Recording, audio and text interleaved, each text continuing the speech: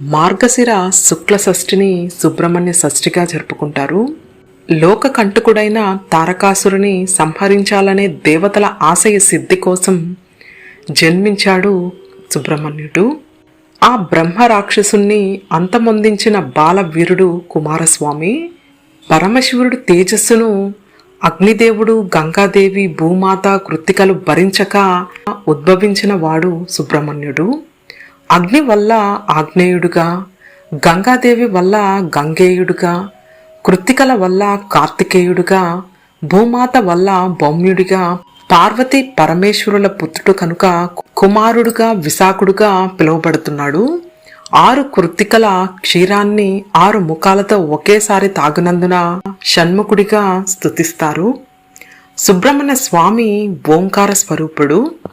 తండ్రి పరమేశ్వరుడు ఓంకార తత్వరూపుడు. ఆ పరమశివుణ్ణి అదే ఓంకార తత్వాన్ని కులంకుషంగా తెలియజేసిన ప్రణవ స్వరూపుడు స్కందుడు. ఓంకారమే పరబ్రహ్మం. సుబ్రహ్మణ్య షష్ఠి నాడే స్వామి జన్మించారని, కొందరంటే వివాహితుడయ్యాడని కొందరు భావిస్తూ ఉంటారు. ఈ రోజున శ్రీవల్లి దేవసేన అమ్మవార్లతో స్వామికి కళ్యాణం నిర్వహిస్తారు. ఆ స్వామి మీద అపార భక్తితో కార్తికేయుడు, వేలాయుధుడు, పింగళుడు, దేవసేనాపతి, పళని, మురుగన్, గుహుడు, శరణుడు అలా ఆయన వివిధ పేర్లతో తమ పిల్లలకు నామకరణం చేస్తూ ఉంటారు. సుబ్రహ్మణ్య స్వామికి ప్రీతికరమైనది మంగళవారం. ఆయన నామాలలో మంగళుడు కూడా ఒకటి. నవగ్రహాల్లోని కుజుడు లేదా అంగారకుడు కూడా కుమారస్వామియే అని అంటారు.